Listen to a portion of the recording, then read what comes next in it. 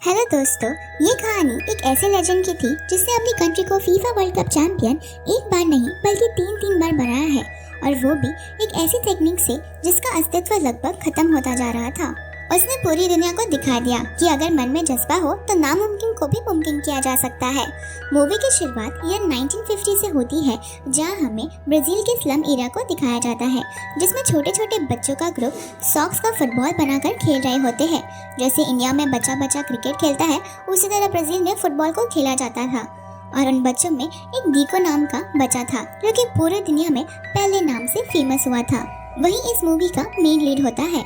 डीको अपने छोटे भाई के साथ जब फुटबॉल खेलकर घर जाता है तो अपने गंदे कपड़ों के बारे में अपनी माँ से झूठ बोलता है कि रास्ते में आते वक्त वो गिर गया और उस वजह से उनके कपड़े गंदे हो गए थे। लेकिन उसका छोटा भाई अपनी माँ को बता देता है कि उनके कपड़े फुटबॉल खेलने की वजह से गंदे हुए हैं, ना कि गिरने की वजह से। दरअसल डीको अपनी मॉम से फुटबॉल खेलने की बात इसलिए छुपा रहा था क्योंकि उसकी मॉम फुटबॉल खेलने के सख्त खिलाफ थी, क्योंकि कुछ समय पहले तक डीको के डैड बहुत ही अच्छे फुटबॉल प्लेयर हुआ करते थे, लेकिन मैच के दौरान फ्रैक्चर हो जाने की वजह से उन्हें उनकी टीम से निकाल दिया गया। जिसके बाद उनकी फैमिली की हालत इतनी खराब हो गई थी कि अब वो दूसरों के घर की साफ सफाई करने पर ही अपना घर चलाते हैं। इसलिए डीको की मॉम चाहती है कि उनकी फैमिली फुटबॉल से दूर रहे, लेकिन डीको को फुटबॉल से इतना प्यार है कि वो खुद को फुटबॉल खेलने से रोक नहीं पाता। वहीं हमें नेक्स्ट सीन में 1950 के फीफा वर्ल्ड कप को दिखाया जाता है, जहाँ ब्राजील का मैच यूएसएसआर से था और पूरा ब्राजील टीवी पर मैच देख यही प्रे कर रहा था कि ब्राजील जीत जाए, जिसमें डीको के डैड भी शामिल थे, क्योंकि फुटबॉल को लेकर उनका भी प्यार कुछ कम नहीं हुआ था। डीको भी वहीं खड़े होकर उस मैच को देख रहा था, लेकिन अनफॉर्चुनेटली ब्राजील मैच हार जाती है। जैसे डीको के डैड की आंखों में आंसू आ जाते हैं, जो देखकर डीको अपने डैड से प्रॉमिस करता है कि मैं एक दिन ब्राजील को वर्ल्ड कप जिता कर ही रहूंगा। अगले दिन हम देखते हैं कि डीको की मॉम जिस घर में काम करती थी वो डीको को भी अपने साथ लेकर जाती है।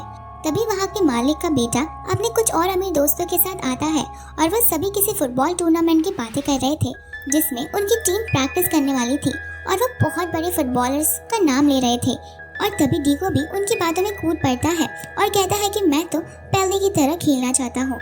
जो सुन सभी बच्चे एक दूसरे को देखने लगते हैं और कहते हैं कि पहले कौन है, और तब उन्हें पता चलता है कि डीको पहले नाम के फुटबॉलर को पहले कह रहा था। तो सभी बच्चे डीको पर हंसने लगते हैं और उनसे चिढ़ाने लगते हैं कि आज के बाद कि हम तुम्हें ही पहले नाम से बुलाएंगे। तभी डीको की मॉम आकर उनसे सॉरी बोलकर डीको को अपने साथ ले जाती है। डीको भी वहां से जाते जाते एक न्यूज़पेपर ले जाता है जिसमें टूर्नामेंट के बारे में लिखा हुआ था, जिसे देखकर वो अपने स्लम एरिया के दोस्तों को उस टूर्नामेंट में पार्टिसिपेट करने को कहता है। हालांकि इन बच्चों के पास कोई भी सुविधा नहीं होती, लेकिन फिर भी ये बच्चे फुटबॉल खेलने में माहिर होते हैं, इसलिए वो पार्टिसिपेट कर लेते हैं। उनमें से ही एक बच्चा अपने घर की बेडशीट से सभी के लिए एक जैसा ड्रेस तैयार करता है और ये बच्चा बिना शूज के ही सेमीफिनाले तक पहुंच जाते हैं, जहां इनकी टीम का नाम शूजलेस रखा जाता है। डीको की टीम सेमीफिनाले जीतकर फाइनल में उन्हीं बच्चों के साथ खेलने वाली थी जो डीको को पहले नाम से चिढ़ाया करते थे। जो बच्चे डीको और उसकी टीम को बिना शूज के मैच खेलने पर बहुत भला बुरा कहते हैं, इसलिए डीको फाइनल्स में शूज के साथ खेलने का फैसला लेता है। लेकिन शूज खरीदने के लिए उनके पास पैसे नहीं होते, तो डीको अपने साथियों के साथ कुछ मूंगफली की बोरियां चोरी कर उसे बेचकर सबके लिए सेकंड हैंड शूज लाता है। लेकिन वो शूज इतने बड़े होते हैं कि इन्हें फिट ही नहीं हो रहे थे, और साथ ही में डीको की टीम को बिना शूज के खेलने की आदत है, इसलिए फाइनल्स में जब शूज के साथ खेलते हैं तो अच्छा परफॉर्म नहीं कर पाते और अपोजिट टीम 6 गोल कर देती है। जिससे परेशान होकर डीको अपने शूज निकालकर खेलने लगता है और इसे देखकर बाकी के टीम मेंबर्स भी शूज निकालकर खेलने लगते हैं और वो इसी के साथ साथ 5 गोल कर देते हैं। लेकिन टीम शूजलेस मैच हार चुकी होती है। लेकिन शूजलेस टीम की परफॉर्मेंस और डीको की शानदार परफॉर्मेंस देख वहाँ मौजूद लोग डीको पहले के नाम से कहकर चीयर अप कर रहे थे। क्योंकि वो अमीर बच्चों ने डीको का नाम पहले ही रजिस्टर करवाया था, सभी लोगों को शूजलेस टीम के लिए चीयर अप करता देख डीको जो पहले नाम से सिर्फ नफरत करता था, अब खुश होने लगता है और यहीं से अब सब लोग उसे पहले नाम से बुलाने लगते हैं। वहीं डीको के डैड अपने बेटे को इतना अच्छा फुटबॉल खेलता देख बहुत खुश होते हैं। तभी वहाँ मूंगफली वाला अपने कुछ और आदमियों के साथ आता है जिसकी मूंगफली डिको ने चुराई थी। उन्हें देख सभी बच्चे भागने लगते हैं और जंगल की तरफ चले जाते हैं, जहाँ एक छोटे से सुरंग में डिको अपने एक दोस्त के साथ छिप जाता है। तभी वहाँ बहुत बड़ा तूफान आता है जिसकी वजह से मिट्टी और पानी सुरंग के अंदर घुसने लगती है। डिको तो जैसे तैसे उस सुरंग से निकल जाता है, लेकिन उसका दोस्त उसी सुरंग में दब के मर जाता है। डिको अपने दोस्त की मौत का जिम्मेदार खुद को मानता है और रोते हुए अपनी मॉम से कहता है कि अगर मैंने शूज खरीदने का आइडिया नहीं दिया होता तो ना ही हम मूंगफली चुराते और ना ही मेरा दोस्त मारा जाता। मैं आज के बाद तो कभी भी कोई ऐसा काम नहीं करूंगा जिससे कि किसी और को दिक्कत हो, और मैं अब हर रोज स्कूल जाऊंगा और डैड के साथ उनके काम में भी हाथ बटाऊंगा। डिको की मॉम उसे समझाते हुए कहती है कि इसमें तुम्हारी कोई गलती नहीं है, जो भी लिखा होता है वही होना है और उसे कोई नहीं रोक सकता। लेकिन डिको उनकी कोई बात नहीं मानता और रोते ही जाता है। आगे हम देखते हैं कि डिको अपनी पढ़ाई में और अपने डैड के काम में इतना मसरूफ हो जाता है कि वो फुटबॉल के बारे में सोचता भी नहीं है। और ऐसे ही काफी दिन बीत जाते हैं। डिको के डैड उसे बातों ही बातों में दोबारा फुटबॉल खेलने के लिए मोटिवेट करते हैं, लेकिन स्टार्टिंग में डिको बिल्कुल भी इंटरेस्ट नहीं होता। तब उसके डैड उसे गार्डन में ले जाकर एप्पल से फुटबॉल खेलने को सिखाते हैं कि पक्के एप्पल और कच्चे एप्पल से कैसे बैलेंस कर सकते हो। ये सब देखकर डिको धीरे धीरे फिर से फुटबॉल में इंटरेस्टेड हो जाता है और एप्पल से फुटबॉल की प्रैक्टिस करने लगता है। और ऐसे ही 9 साल का डिको अब 13 साल का हो जाता है। वहीं एक दिन एक ब्रितो नाम का इंसान जो कि स्पोर्ट्स क्लब का मेंबर था, वो डिको के घर आता है और कहता है कि मैंने डिको को फुटबॉल खेलते हुए देखा है और अब मैं चाहता हूँ कि डिको मेरे स्पोर्ट्स क्लब को ज्वाइन करे, जहाँ से वो ब्राजील की नेशनल टीम में खेल सकता है। फिर क्या था, डिको तुरंत ही ब्रितो के साथ स्पोर्ट्स क्लब चला जाता है, लेकिन वहाँ जाकर उसे पता चलता है कि जिस टेक्निक से उसे बचपन से फुटबॉल खेला है वो तो यहाँ है ही नहीं, बल्कि हर एक चीज अलग है और उसे यहाँ की टेक्निक बिल्कुल समझ नहीं आती। साथ ही उसके कोच भी उसे पसंद नहीं करते। पहले तो डिको बहुत कोशिश करता है एडजस्ट होने की, लेकिन वो हार मानकर अपने घर वापस जाने लगता है।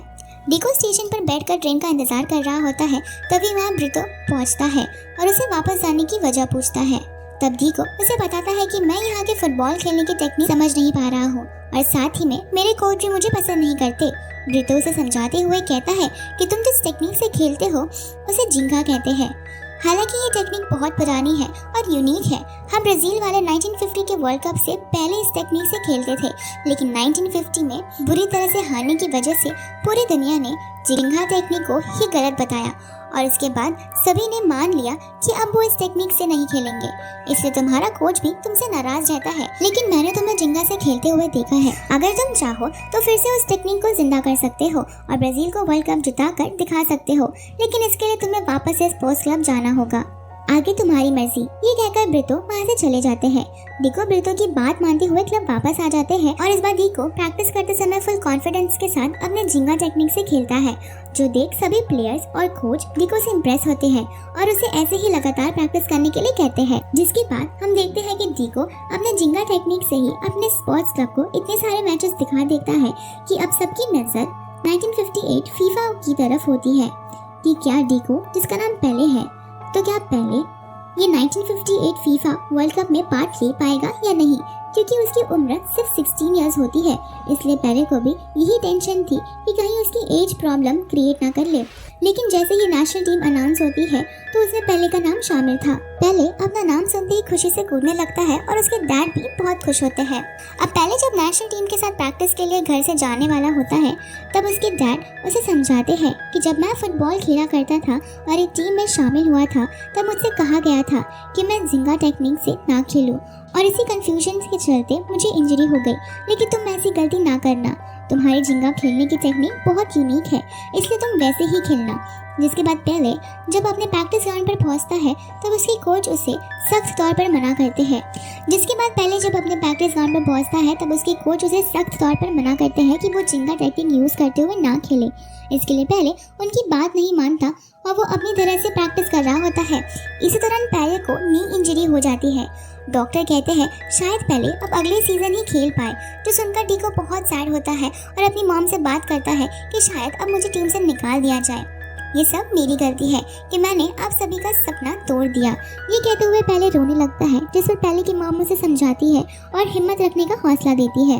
वहीं दूसरी तरफ वर्ल्ड कप के इतने करीब आकर पेले को रिप्लेस करना पॉसिबल नहीं था, इसलिए डिको के कोच पेले के साथ ही मैचेस खेलने को तैयार हो जाते हैं। लकीली ब्राजीलियन टीम स्टार्टिंग के कुछ मैच बिना पेले के ही जीत जाती है, लेकिन कुछ मैच के बाद जब पेले की बाकी टीम मेंबर्स इंजर्ड हो जाते हैं तो पेले को कोच फ्रांस से होने वाले अगले मैच में पेले को खेलने के लिए कहते हैं। जहां मैच के स्टार्टिंग में तो पेले ज़्यादा कुछ नहीं कर पाता, लेकिन जैसे ही फ्रांस एक गोल के बाद फर्स्ट हाफ ब्रेक होता है तो पेले अपने ड्रेसिंग रूम में थके हारे प्लेयर को देख अपने फ्रेंड से बात करता है, जो पेले को एडवाइस देता है कि तुम डरो मत और जैसे तुमने अभी तक जिंगा टेक्निक से मैच खेला है ठीक वैसे ही इस मैच को भी खेलो। जिसकी बात मानते हुए पेले ठीक वैसा ही करता है और सभी फ्रांस प्लेयर्स के बीचों बीच से बॉल को ले जाते हुए एक शानदार गोल मार लेता है और ऐसे ही गोल मार के पेले अपनी टीम को फाइनल तक ले जाता है। फाइनल की प्रैक्टिस के समय पेले के कोच कहते हैं कि हमें फाइनल्स यूरोपियन टेक्निक से खेलनी होगी, ना कि जिंगा टेक्निक से, और वो सभी प्लेयर को ट्रेनिंग देने लगते हैं। साथ ही में कोच को ऐसे महसूस होता है कि उनकी टीम में टीम वर्क की कमी है, यानी जब एक प्लेयर बॉल को गोल करना चाहता है तो वो बॉल दूसरे प्लेयर को पास ही नहीं करता, जो कि फाइनल्स में बहुत बड़ी गलती हो सकती है। इसलिए वो सभी को एक टीम की तरह खेलने के लिए कहते हैं। अगले दिन ब्राजीलियन टीम और स्वीडिश टीम एक साथ प्रेस कॉन्फ्रेंस अटेंड करती है, जहाँ स्वीडिश टीम के कोच ब्राजीलियन टीम को नीचा दिखाने के लिए कहते हैं कि ब्राजील की टीम जिस टेक्निक से अब तक मैचेस खेल रही है, अगर इन्होंने उसी मेथड को फॉलो किया तो शायद इस बार वो वापस से हार जाएंगे, तो शायद इस बार भी इन्हें हार का ही मुंह देखना पड़ेगा। और ये कहकर सभी स्वीडिश टीम हंसने लगते हैं, जो देख ब्राजील के कोच गुस्से में बाहर आते हैं। वहीं पेले रात के वक्त अपने डैड को फोन करके सारी बातें बताता है कि कैसे उनकी टीम में टीम वर्क की कमी है, जिस पर उसके डैड उसे याद दिलाते हैं कि बचपन में जैसे तुम सभी बच्चों को एक साथ खेलने के लिए इकट्ठा करते थे, वहाँ भी तुम्हें वैसे ही करना चाहिए। जिनकी बात सुनकर अगले दिन ही पेले होटल में अपने मेंबर्स के साथ बेट लगाता है कि अगर सभी टीम मेंबर्स मिलकर बॉल को होटल से फर्स्ट स्ट्रीट लाइट तक बिना जमीन पर गिरे लेते जाते हैं तो वो उनके कहने पर कुछ भी करेगा। बेट एक्सेप्ट करके सभी मेंबर्स एक टीम की तरह खेलते हैं, जो कि वहाँ बैठा इनका कोच भी देखता है, और सभी प्लेयर्स बॉल को बिना गिराए लाइट तक ले जाते हैं। अब फाइनल्स का दिन आ जाता है, जहां कोच पूरी टीम से माफ़ी मांगते हुए कहते हैं कि अब तक जो मैंने तुम लोगों को यूरोपियन टेक्निक से खेलने के लिए फोर्स किया उसके लिए मुझे माफ़ कर दो, लेकिन आज मैं चाहता हूं कि तुम लोग जिंगा टेक्निक से खेलो और पूरी दुनिया को दिखा दो कि हम ब्राजीलियन की स्पेशलिटी क्या है। हम किसी को कॉपी नहीं करते, बल्कि खुद की एक अलग टेक्निक से खेलते हैं, जिसका रिजल्ट कुछ भी हो, चाहे हम मैच हारे या जीते, लेकिन पूरी दुनिया को जिंगा टेक्निक के बारे में जानना चाहिए। कोच की ये स्पीच सुनकर टीम मोटिवेट हो जाती है।